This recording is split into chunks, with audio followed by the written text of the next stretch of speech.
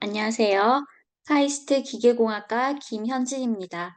이번에 기계공학 특강 심장혈관계 생체역학 개론에 대해서 소개하겠습니다.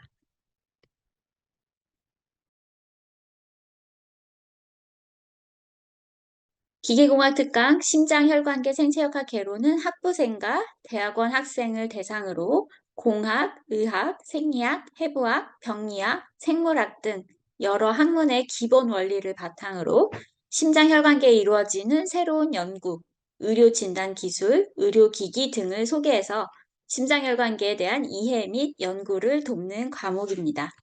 네, 이것은 이제 개략적인 설명이고요. 각각의 부분에 대해서 보다 더 자세하게 설명드리도록 하겠습니다. 네, 먼저 첫 번째로 무엇을 배우는지에 대한 질문입니다. 저희 과목에서는 심장혈관계 생체역학 개론 이름에 맞게 심장혈관계에 대한 소개부터 시작을 합니다. 가장 먼저 의학에서 특별히 심장혈관계 시스템을 어떻게 우리가 이해해 왔는지 역사를 간략하게 훑어볼 예정입니다. 그리고 생체역학, 심장혈관계 생체역학에 대한 역사도 그리 길지 않은데요. 그 역사까지 간략하게 같이 살펴볼 예정입니다. 네, 그 다음에는 이제 먼저 심장혈관계 시스템이 무엇인지 이해하는 것이 필요하겠죠.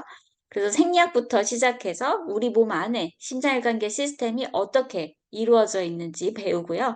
그 다음에 혈액에 대해서 그리고 조직, 특별히 이제 혈관계 시스템의 혈관에 대해서 배웁니다. 그 다음에 이제 혈액 유동 쪽에 초점을 맞추어서 혈액 유동이 큰 혈관, 그리고 작은 혈관, 그리고 또 비너스 시스템 정맥 쪽으로 가면 어떻게 이게 구동하는지 그것에 대해서 배웁니다. 이제 특별히 이제 큰 혈관 그리고 작은 혈관에서 많이 사용되고 있는 1차원 혈액 유동 방정식에 대해서 어떻게 데리베이션이 되는지 어떤 어썸션들을 이용하였는지 자세히 배우고요. 그리고 이제 작은 혈관계 또 정맥에서 일어나는 그런 혈액 유동에 대해서도 배웁니다. 그리고 전체적인 심장혈관계 시스템을 배우기 위한 그런 럼 파라미터 모델들이 많이 사용되고 있는데 그것에 대해서도 개략적으로 배웁니다. 네, 그 다음에는 이제 심장 근육이 어떻게 수축과 이완을 통해서 우리 몸에 혈액을 공급하는지 그런 cardiovascular physiology에 대해서 배웁니다. 네, 그 다음에는 그런 심장 근육의 수축과 이완을 통해서 우리 몸 구석구석에 전달되는 그런 혈액 유동을 어떻게 우리가 해석적으로 구현할 수 있는지 워머슬리 theory를 이제 리지드 월과 뒷봉업을 월에 대해서 배우는 시간을 가집니다. 이제 그 다음에 이제 마지막으로 우리가 3차원으로 혈액 유동 방정식과 또 그 혈관과 혈액 유동 사이의 그런 인터랙션을 어떻게 모델링 하는지에 대해서 개략적으로 배우고요. 그 다음부터는 이제 사망 원인 1위와 4위에 해당되는 관상도매 질환, 그 뇌혈관 질환에 대해서 어떻게 진단하는지, 그리고 치료 방법은 어떤지, 또 사용되는 의료기기는 어떤 것들이 있는지, 지금 현재 우리가 갖고 있는 연구 주제들은 무엇인지에 대해서 간략하게 설명드릴 예정입니다. 네, 그럼 누가 들으면 좋을까요? 첫 번째로 저희들이 이제 심장혈관계 생체역학에 중점적으로 중심을 두고 있기 때문에 심장혈관계 연구를 하거나 이쪽 연구에 관심이 있다면 이 과목을 들으시기를 권하고 있습니다. 또 두 번째로 의료기기 설계 혹은 제작 쪽에 관심이 있다면 심장혈관계 시스템에 대한 이해가 필요하죠. 그래서 그분들도 들으시기를 권장합니다. 세 번째로 특별히 이제 헬스케어나 생체역학 쪽의 연구를 진행을 하고 계신다면 생체역학, 의학, 생리학, 해부학, 병리학 등의 개론 등을 아는 것이 필요합니다. 그래서 그분들께 이 수업을 권하고 싶습니다. 네 번째로는 내가 굳이 헬스케어 쪽이나 생체역학 쪽 연구를 하지 않더라도 심장혈관계 시스템의 작동 원리나 질환의 과정에 대해서 관심이 있다면 이 수업을 듣기를 권장합니다. 끝으로 유체역학, 고체역학, 기계공학에서 배우는 그런 4대 역학 중에 두 과목이죠. 이 과목이 심장혈관계 연구에 어떻게 사용되고 있는지, 그리고 의료 진단 기술로 어떻게 연결이 되는지, 의료기기 개발에 어떻게 연결이 되는지 알고 싶다면 이 과목을 수강하시길 권장합니다.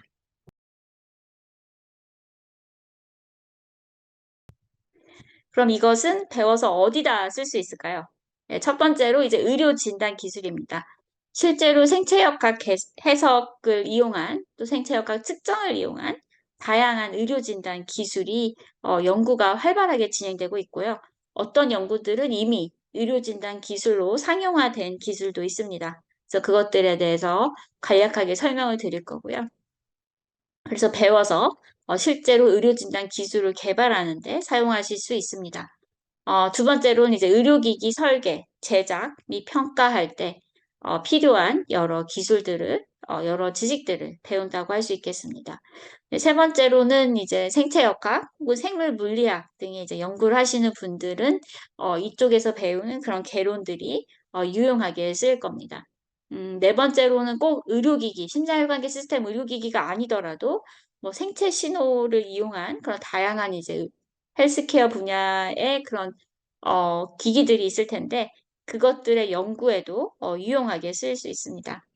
네, 끝으로는 이제 학생분들이 관심 있는 연구 분야가 있을 텐데요. 그것이 이제 로보틱스일 수도 있고, 뭐 신소재일 수도 있고, 뭐 고체역학일 수도 있고, 뭐 센서 개발일 수도 있고, 또 신호 처리일 수도 있는데요.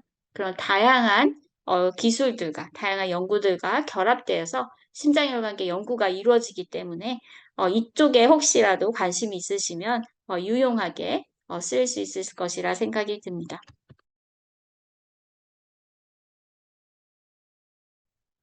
교과목이 들을만 한가요? 어, 2023년도 가을 학기에 어, 계획하기로는 숙제를 4번 내고요. 중간고사, 기말고사로 이루어질 계획입니다. 그중 숙제 4번 중에서 2번은 아마 파이썬을 사용한 코딩 숙제가 일부 있을 예정입니다. 그리고 유체역학, 고체역학 기반의 그런 여러 이론들이 정립되기 때문에 유체역학, 고체역학 수업을 들은 학생들이 수강하는 것을 권장하고 있습니다. 네, 프로젝트는 없을 거고요. 그리고 중간고사, 기말고사 시험은 강의 노트를 사용하기 때문에 외우는 시험이 아니라 개념 이해, 그리고 문제풀이 위주의 문제가 될 것입니다. 그리고 2021년에 처음으로 가을 학기에 개설이 되었었는데, 그때 강의 평가를 찾아보니까 학생분들의 공부량은 1시간에서 3시간, 일주일에 1시간에서 3시간이 다수였습니다. 네, 참고하셔서 결정하시면 될 것 같습니다. 네, 기계공학 특강, 심장혈관계 생체역학 개론에 많은 관심 부탁드리겠습니다. 감사합니다.